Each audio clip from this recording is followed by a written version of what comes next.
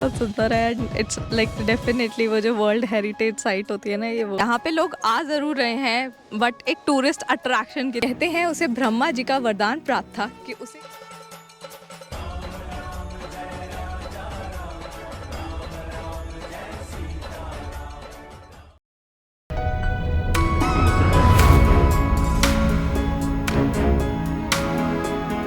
चित्रकूट से भगवान राम, माता सीता और लक्ष्मण जी आगे की ओर बढ़ना शुरू करते हैं।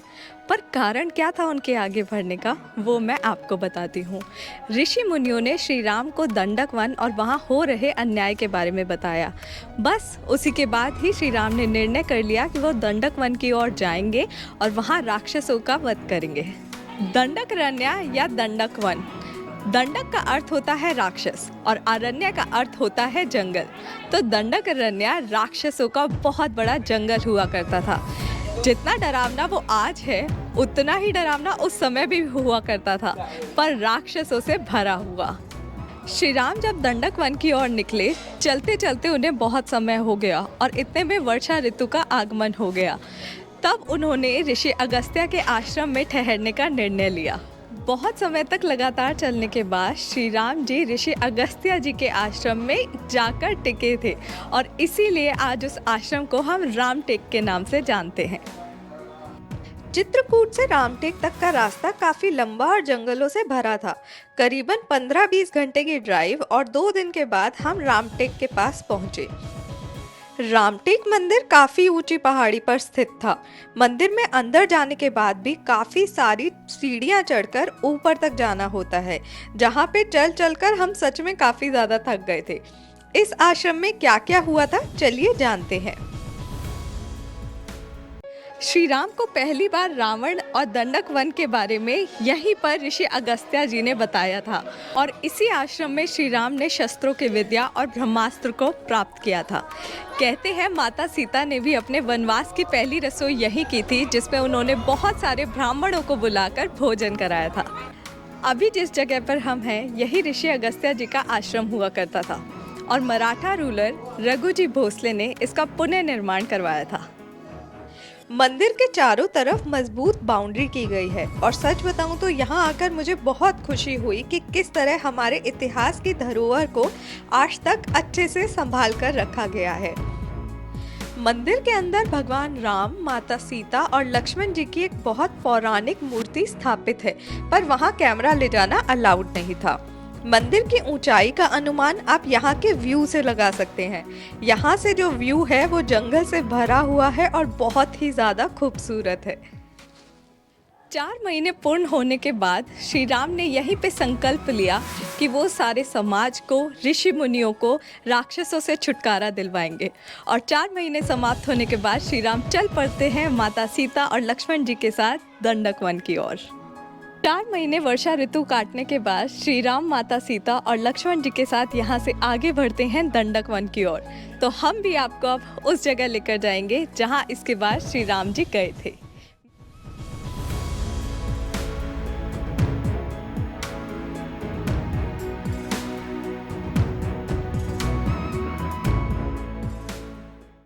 अब हम निकल पड़े हैं नागपुर से। आज अब ज़्यादा सुबह नहीं निकले क्योंकि आज हमें एक्चुअली में थोड़ा सा थका हुआ फील हो रहा था। रेस्ट भी ज़रूरी है। हाँ, तो हमने कहा आराम से सो के 7-8 बजे तक आ जाए। 8 बजे तक सोए, मतलब 6 दिन बाद हम 8 बजे तक सो के उठे हैं और अब हम अपनी नेक्स्ट डेस्टिनेशन पे जा रहे हैं। क्या है वो आपको पता चलेगा वीडियो देखने के बाद।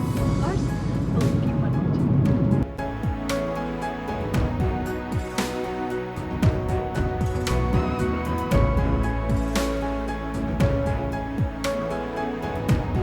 ऑलमोस्ट 6.5 घंटे की ड्राइव के बाद हम आ गए हैं लोनार। अभी तो हम लोनार सिटी में हैं। यहाँ से लेक तक का रास्ता थोड़ा सा है। ऐसे बोल रही है जैसे खुद ने ड्राइविंग करी। मिल बांट के आ गए हैं। एंटरटेन तो मैंने किया है, व्हाट आर ड्राइव वो भी नहीं पाती। चलिए मान लेते इडियट। हाँ, सो हम पहुँच गए हैं। 3 किलोमीटर और रह गए यहाँ से। बस पहुँच के आपको दिखाते हैं। It's one of the most beautiful place of India I think. और फोटोज में इतना सुंदर लगा है तो सामने से देख के क्या होने वाला है। यार अभी चलते चलते मेरे को थोड़ी सी झलक दिखी है ये लोनार लेक की।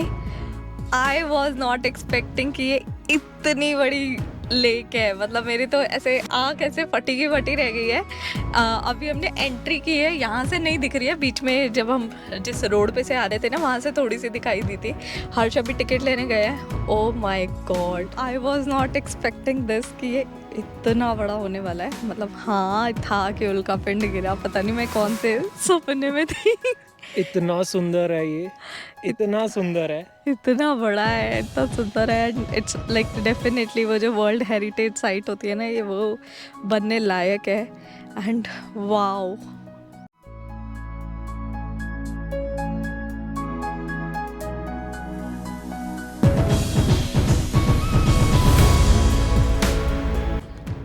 अब आ गए हैं हम एक ऐसी जगह पे जहाँ पे हमारी माइथोलॉजी और साइंस दोनों आकर एक साथ मिल जाती है। मेरे पीछे है लोनार लेक। लोनार लेक का जिक्र हमारे साइंस में जितना होता है उतना ही हमारी माइथोलॉजी में भी है। नासा के साइंटिस्ट की माने तो ये लोनार लेक 50,000 से भी ज़्यादा पुरानी है। कहते हैं 50,000 साल पहले कोई उल्का पिंड आकर धरती पर गिरा और उससे ये लेक बन गई। और दूसरी तरफ अगर हम वाल्मीकि रामायण में जाएं तो वहाँ पे भी इसका जिक्र है। कहते हैं भगवान राम, माता सीता और लक्ष्मण जी चलते चलते इस नदी के पास आ पहुँचे पानी पीने के लिए, पर यहाँ का पानी एकदम खारा निकला और तभी श्री राम ने एक बाण निकालकर मारा और कहते हैं यहाँ से 100 मीटर की दूरी पे आज भी मीठा पानी मिलता है ना ये एकदम आश्चर्यजनक। तो लोग साइंस के नाम पे रामायण को मानने से इनकार करते हैं। लोनार लेक उनके लिए एक जीता जागता सबूत है, क्योंकि साइंटिस्ट खुद कह रहे हैं कि लोनार लेक 50,000 सालों से भी पुराना है और हमारी रामायण में इसका जिक्र है। तो दोनों चीज़ें आके एक जगह पर मिल ही जाती हैं।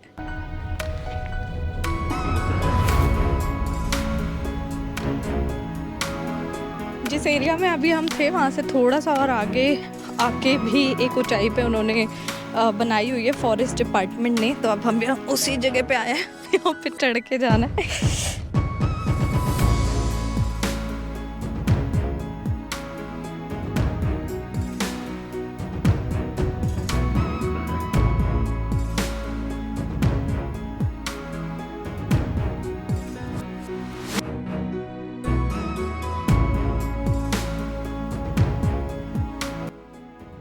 मुझे तो यहाँ से जाने का बिल्कुल ही मन नहीं हो रहा। मेरे को भी नहीं हो रहा, बट अनफॉर्चुनेटली ये 4 बजे बंद हो जाता है और अभी 3:45 हो चुके हैं और हमें गाड़ी लेके बाहर तक भी जाना है, तो हम बफर टाइम लेके चल रहे हैं। बहुत ही बेहतरीन जगह है। अगर आप इस एरिया के आसपास भी कहीं रहते हो ना, ज़रूर आना चाहिए एक बार तो। जैसा कि आप देख सकते हैं मेरे ठीक पीछे है लोनार लेक और वहीं से तकरीबन 100 मीटर की दूरी पर यहाँ पर वो धार है जो कभी श्री राम ने अपनी बाण से बनाई थी और इस जगह को धार तीर्थ के नाम से जाना जाता है। आश्चर्यजनक, हैरानी, इंटरेस्टिंग, ये सब बहुत ही छोटे वर्ड हैं। मैं अपनी भावनाओं को सच बताऊं तो शब्दों में बता ही नहीं सकती, क्योंकि मैंने यहाँ से आने से पहले बहुत सारी रिसर्च की थी, बहुत सारी चीज़ें पढ़ी थी। कहीं ना कहीं मुझे ऐसा लग रहा था कि क्या सच में ऐसा होगा, और यहाँ आकर एग्जैक्टली वही चीज़ों को ढूंढ पाना, ये बहुत ही ज़्यादा I don't know what to say, बहुत ही ज़्यादा अलग फीलिंग है ये और बहुत ही ज़्यादा इंटरेस्टिंग है।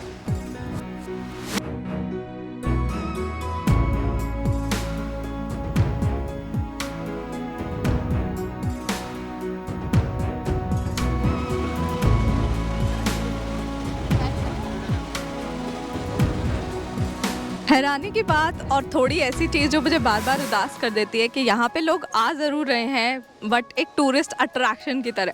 लोगों को यहाँ की हिस्ट्री के बारे में, क्यों ये जगह इतनी फेमस है या वो यहाँ क्यों आ रहे हैं, लोगों को इस बारे में ज़्यादा डिटेल में नहीं पता है।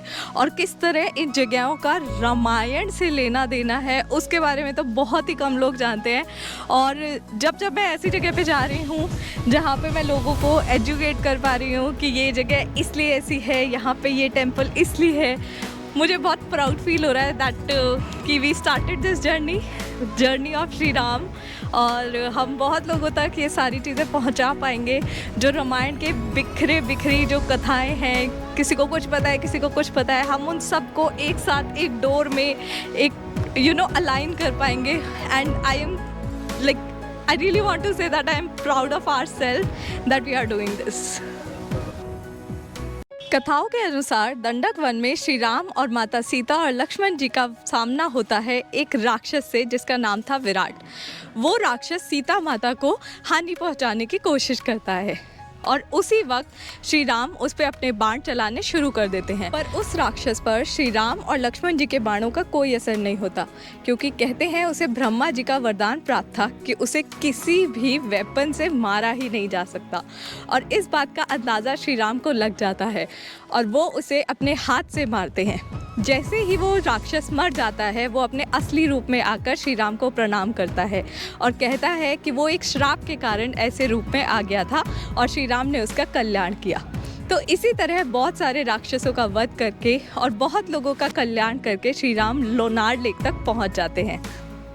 चित्रकूट से निकलने के बाद श्री राम आगे बढ़ते हुए पहुंचे अगस्त्य जी के आश्रम, और वहां से दंडक वन को पार करके बहुत सारे राक्षसों का वध करके वो पहुंचे लोनार लेक, और इसके बाद लोनार लेक से भी वो अपने आगे की यात्रा पे चल पड़े।